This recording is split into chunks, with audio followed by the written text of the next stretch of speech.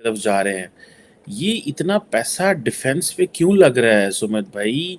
China का खतरा है, इंडिया को ज़रूरत है, या कि आप समझते हैं कि इंडिया का रीजनल पावर या वो जो स्टेटस हाई कर बन जाएं तो लोग उनको फॉलो करेंगे। अब हमारे यहाँ role And modern technology, modern day equipments of the warfare have to come in. अगर आप राफेल की बात करें, राफेल के जो डील है बहुत बड़ी, आप इसको अमेरिका और तो जो यंगस्टर्स हैं, टीनेजर्स हैं, उनको देखकर क्या सीखेंगे? जय हिंद दोस्तों भारत में अब फ्रांस की टेक्नोलॉजी से युक्त राफेल इंजन और सबमरीन की मैन्युफैक्चरिंग शुरू होने वाली है और अब भारत में मेड इन इंडिया राफेल होंगे। अब हाल ही में फ्रांस के राष्ट्रपति इमैनुअल मैक्रोन के मुख्य सलाहकार इमैनुअल बोन भारत के दौरे पर आए थे, जहां पर उनकी मुलाकात पीएम मोदी से हुई और उन्होंने बताया कि वह मेक इन इंडिया और आत्मनिर्भर भारत के तहत राफेल इंजन और सबमरीन की मैन्युफैक्चरिंग भारत में शुरू करने वाले हैं। इस दौरान भारत के प्रधानमंत्री नरेंद्र मोदी ने फ्रांस के राष्ट्रपति इमैनुअल मैक्रोन को भारत आने का निमंत्रण भी दिया। ये इतना पैसा डिफेंस पे क्यों लग रहा है सुमित भाई? चाइना का खतरा है, इंडिया को ज़रूरत है, या कि आप समझते हैं कि इंडिया का रीजनल पावर या वो जो स्टेटस हाई करने के लिए ये डिफेंस पे पैसा लगाना बहुत ज़्यादा ज़रूरी हो चुका हुआ है? कैसे समझते हैं आप? देखिए चीमा साहब, शो पे बुलाने के लिए धन्यवाद। नेशनल सिक्योरिटी के लिए, राष्ट्र सुरक्षा के लिए जो भी उपयुक्त होगा, जो भी अप्रोप्रिएट होगा, वो किया जाएगा। और देखिए, जब आपकी कंट्री डेवलप हो रही है, आप सुपर पावर इन मेकिंग हो, आपके आपका आर्सेनल, आपका रखरखाव, आपका लिविंग स्टाइल, आपका ease of living, ease of business, everything has to go up. And modern technology, modern day equipments of the warfare have to come in. अगर आप Rafale की बात करें, राफेल के जो डील है बहुत बड़ी, आप इसको अमेरिका वगैरह के बारे में देखिए। मैंने आपको, आपके पुराने शो की बात है, तो मैंने आपको बोला था 4-5 कंपनियां अभी हमारे को सी ट्रायल्स दे रही है। बोला था 5 महीने पहले बोल चुका हूँ आपको। और मैंने तब आपको ये भी बोला था most probably Rafale will make it, क्योंकि राफेल का जो इक्विपमेंट है वो एडवांस्ड है। और 3-4 चीजें जो हमें समझने की, करीब 86 राफेल इंडियन एयरफोर्स को चाहिए, 36 राफेल इंडियन नेवी को चाहिए।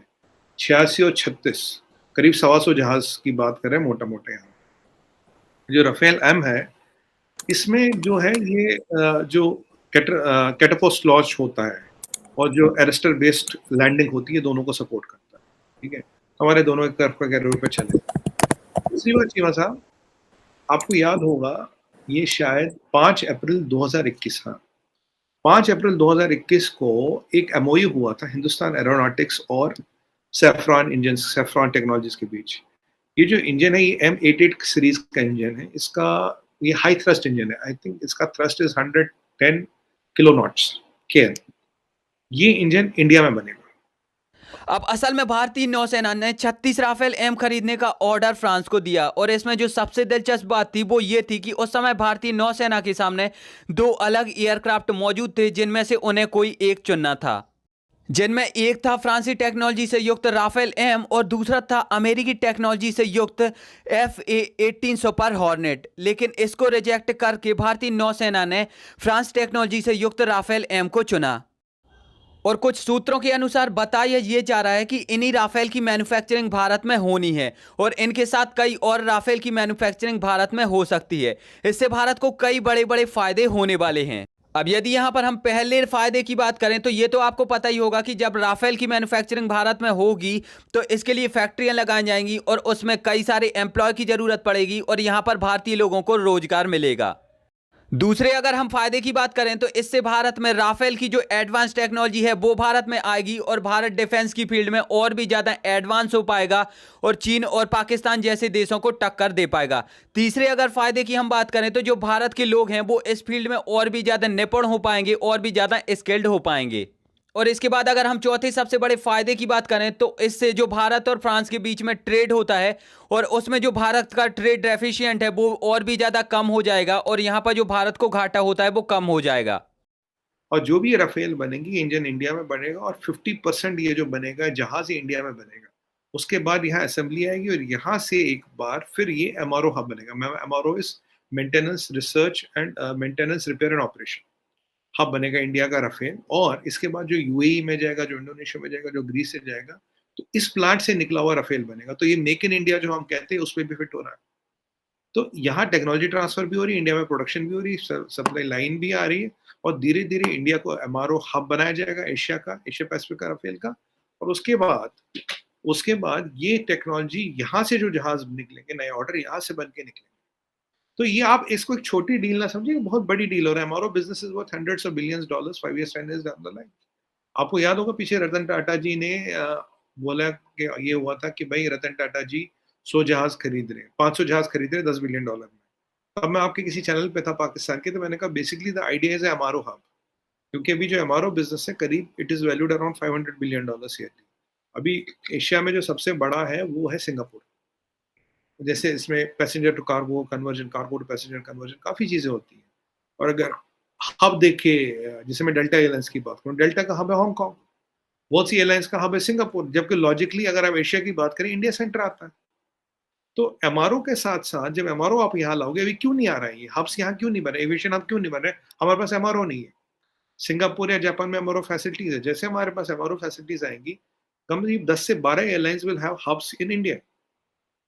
और आपको तो पता होगा India is the fastest growing aviation market. जो वर्ल्ड ओवर एविएशन मार्केट्स का CAGR है करीब 11-12% है, हमारा CAGR 25% है। आपने पीछे देखो एयरबस का CEO आए थे मोदी जी से मिलने, मैंने फोटो भी ट्वीट की थी, इसीलिए आए थे, ये सबसे बड़ा मार्केट है। और हमें क्या चाहिए चीमा साहब? देखिए आपको अच्छे अच्छे शुभ समाचार सुना रहा हूँ, मैं आपको बोलता ना आपको शुभ समाचार सुनाता रहूँ। देखिए हमें क्या चाहिए, हमें चाहिए इंजन, हमें चाहिए हाई थ्रस्ट इंजन। और हाई थ्रस्ट इंजन अब यहाँ बनेगा। अभी 5 कंपनियां वैसे बाय द वे इंजन बनाना शुरू कर दी, UB Technologies, Rolls Royce, Safran, Sukhoi और हिंदुस्तान एरोनॉटिक्स। और ये जो सैफरान के इंजन है डेल्टा में, ये हमारा जो है चेतक है, ध्रुव है, उसमें ऑलरेडी लगते हैं। तो अब ये इंजन बनाने के बाद हमारा एक अपना कमर्शियल एयरक्राफ्ट का भी वेरिएंट है। कमर्शियल एयरक्राफ्ट का जो हमारा वेरिएंट है उसका नाम है सारस, 32 सीटर 72 सीटर। इंजन की समस्या ठीक होती है उसको भी हम बहुत जल्दी 3-1 साल में उसको भी हम लॉन्च कर देंगे, क्योंकि सबसे बड़ा जो एविएशन मार्केट है इसमें भी तो मेक इन इंडिया आना चाहिए ना, या लोग आके इंडिया में बनाए, इंडियन वेरिएंट चलाए। और अभी आपको मैं बात बता दूं, जो हमारा एविएशन का मार्केट है, प्राइवेट एविएशन का जो है, जिसे चार्टर्ड प्लेन्स कहते हैं, ये एक टाइम में शायद कुछ हजार का था, आज से 7-8 साल पहले। अब ये 4 मिलियन का आ गया। मेरा ये मानना है कि आने वाले टाइम में जो छोटे जहाज सारे हम इंडिया में बनाएंगे, बाहर से छोटा जहाज लाना बंद कर देंगे। तो ये जो आप देख रही है एविएशन सेक्टर को $multi-billion इंडस्ट्री बनाने के लिए, $1 ट्रिलियन इंडस्ट्री बनाने के लिए, ये छोटे छोटे पजल पीसेस है which are being put together. और इस डील से फ्रांस और भारत के जो रिश्ते हैं वो और भी ज्यादा मजबूत होने वाले हैं। और बताया ये जा रहा है कि जब मार्च में इमैनुअल मैक्रोन भारत के दौरे पर आएंगे तब इस डील को साइन किया जाएगा। हालांकि अब आप मुझे कमेंट में बताइए कि क्या आपने कभी सोचा था कि भारत में राफेल की मैन्युफैक्चरिंग होगी और हमें मेड इन इंडिया राफेल देखने को मिलेंगे। एंड हाँ, अगर ये वीडियो अच्छी लगी है तो चैनल को सब्सक्राइब करके बेल आइकन जरूर दबाओ।